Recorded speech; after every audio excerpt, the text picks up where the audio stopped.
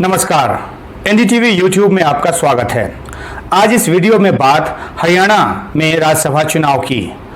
हरियाणा में राज्यसभा की 2 सीटें हैं और इसके लिए बीजेपी की तरफ से एक उम्मीदवार मैदान में है तो दूसरा उम्मीदवार कांग्रेस ने अपनी तरफ से दिया है।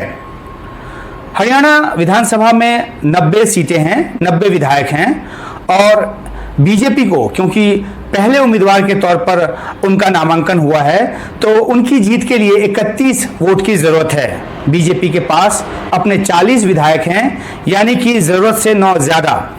कांग्रेस के पास 31 विधायक हैं और दूसरे उम्मीदवार के तौर पर जीतने के लिए कांग्रेस के अजय माकन को 30 वोट की जरूरत है।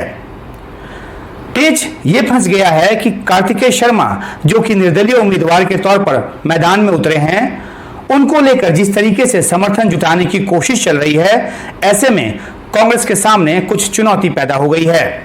चुनौती इस बात की कि कैसे अपने विधायक दल को एकजुट रखा जाए, अपने विधायकों में सेंधमारी की किसी कोशिश को नाकाम किया जाए और कैसे कुलदीप बिश्नोई को जो कि पार्टी से नाराज चल रहे हैं अलग वजहों से, उनको मनाया जाए, उनको साथ लिया जाए। पार्टी ने अपने विधायकों को पहले दिल्ली बुलाया गुरुवार को और फिर उसी दिन पहले बस के जरिए एयरपोर्ट भेजा और फिर एयरपोर्ट से विशेष विमान के जरिए रायपुर, जहां पर कांग्रेस की सरकार है, भूपेश बघेल जहां के मुख्यमंत्री हैं। जाहिर सी बात है कि कांग्रेस ने किसी तरह की पोचिंग की संभावना को खत्म करने के लिए यह कदम उठाया। हालांकि घोषित तौर पर या औपचारिक तौर पर पार्टी ये कहती है कि इन विधायकों को वहां एक कार्यशाला में सम्मिलित करने के लिए ले जाया गया है।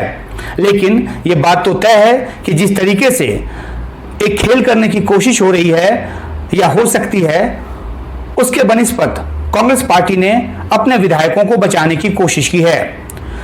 किरण चौधरी भी का जो रुख रहा है वो पार्टी के साथ तो हैं, लेकिन उनको लेकर कई तरह की शंकाएं व्यक्त की जाती रही। हालांकि वो पार्टी की एक बहुत पुरानी और वरिष्ठ नेता हैं हरियाणा की और वो पार्टी के साथ हैं, तो इस तरह की आशंका को कांग्रेस ने खारिज किया कि किरण चौधरी जो हैं वो किसी तरह से अलग राह ले सकती हैं, वो पार्टी के साथ और पार्टी के प्रति पूरी तरह से समर्पित हैं, ऐसा कांग्रेस का कहना है। और खुद जो किरण चौधरी हैं वो भी अपनी तरफ से कांग्रेस पार्टी को लेकर हमेशा साथ चलने की कोशिश करती रही हैं। जो एक बड़ा पेंच है वो है कुलदीप बिश्नोई का, जो कांग्रेस के विधायक हैं लेकिन लंबे समय से नाराज चल रहे हैं। खासतौर पर जब पार्टी संगठन में बदलाव हुआ, स्टेट लीडरशिप चेंज किया गया, उनको इस बात की उम्मीद थी कि शायद उनको प्रदेश कांग्रेस का अध्यक्ष बनाया जाएगा, लेकिन वो नहीं हुआ। उदय भान प्रदेश अध्यक्ष बनाए गए, जो कि भूपेंद्र सिंह हुड्डा खेमे के माने जाते हैं, उनके विश्वस्त माने जाते हैं। और कुलदीप बिश्नोई की जो नाराजगी है वो तब से चली आ रही है। अब जबकि सभी 31 विधायकों को साथ मिलकर वोट देने का समय है, ऐसे में कुलदीप बिश्नोई अपनी नाराजगी को और खुलकर प्रकट कर रहे हैं। उन्होंने शनिवार को एक बयान दिया और ये कहा कि वो अंतरात्मा की आवाज पर वोट करेंगे।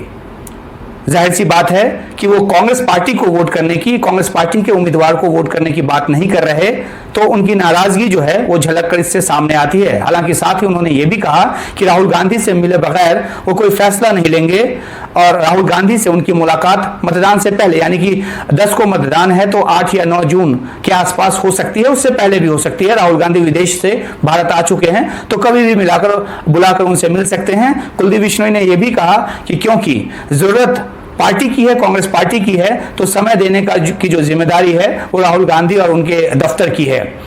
तो कुलदीप बिश्नोई एक तरफ से राहुल गांधी से बात करने की बात कर रहे हैं, लेकिन दूसरी तरफ अंतरात्मा की आवाज पर वोट करने की भी बात उन्होंने की है। उनके इस बयान पर जब भूपेंद्र सिंह हुड्डा, जो कि रणनीतिकार हैं और जिन पे सारा दारोमदार है कि किस तरीके से रणनीति बनाकर सबों को एकजुट रखकर और जरूरत पड़े तो कुछ निर्दलीय विधायकों को साथ लेकर भी अजय माकन की जीत जो है वो सुनिश्चित की जा सके। 30 विधायक तो हैं, उससे ज्यादा विधायकों का समर्थन जो है वो हासिल किया जा सके।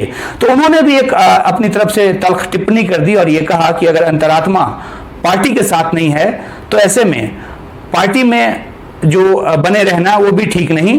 तो इस तरह का अगर बयान आता है तो नेताओं की नाराजगी जाहिर सी बात है कि वो खुलकर सामने आती है और उसी तरह से उसका प्रतिवाद भी किया जाता है। लेकिन कांग्रेस के सूत्रों का कहना है कि कुलदीप बिश्नोई के साथ लगातार बातचीत चल रही है, जारी है और वो संपर्क में हैं। हालांकि कुलदीप बिश्नोई जो हैं उन्होंने कल ये कहा कि कोई बातचीत नहीं चल रही, यानी कि जिस तरीके से वो मानना चाह रहे होंगे उस तरह से मनाने की कोशिश अभी तक नहीं हुई और अभी क्योंकि 3-4 दिन का समय है तो इस बीच और कोशिश हो सकती है। तो कुल मिलाकर अजय माकन जो कि एक वरिष्ठ नेता हैं, केंद्रीय मंत्री रहे हैं कांग्रेस यूपीए सरकार में, उनकी जब राज्यसभा की उम्मीदवारी उनको दी गई है हरियाणा से तो एक चुनौती कांग्रेस पार्टी के सामने तो है और ये साफ नजर भी आता है। लेकिन कांग्रेस पार्टी भी अपनी तरफ से कोशिश कर रही है कि चाहे वो अभय चौटाला जो कि अपनी पार्टी आईएनएलडी के एकमात्र विधायक हैं उनको साथ लेने की कोशिश हो रही है। जो 6 निर्दलीय विधायक सरकार के समर्थन में रहे हैं उनमें से भी कुछ को साथ लेने की कोशिश हो रही है। कितना ले पाएंगे, कितनों को ले पाएंगे साथ, ये अभी पता नहीं, ये तो चुनाव का नतीजा ही बताएगा।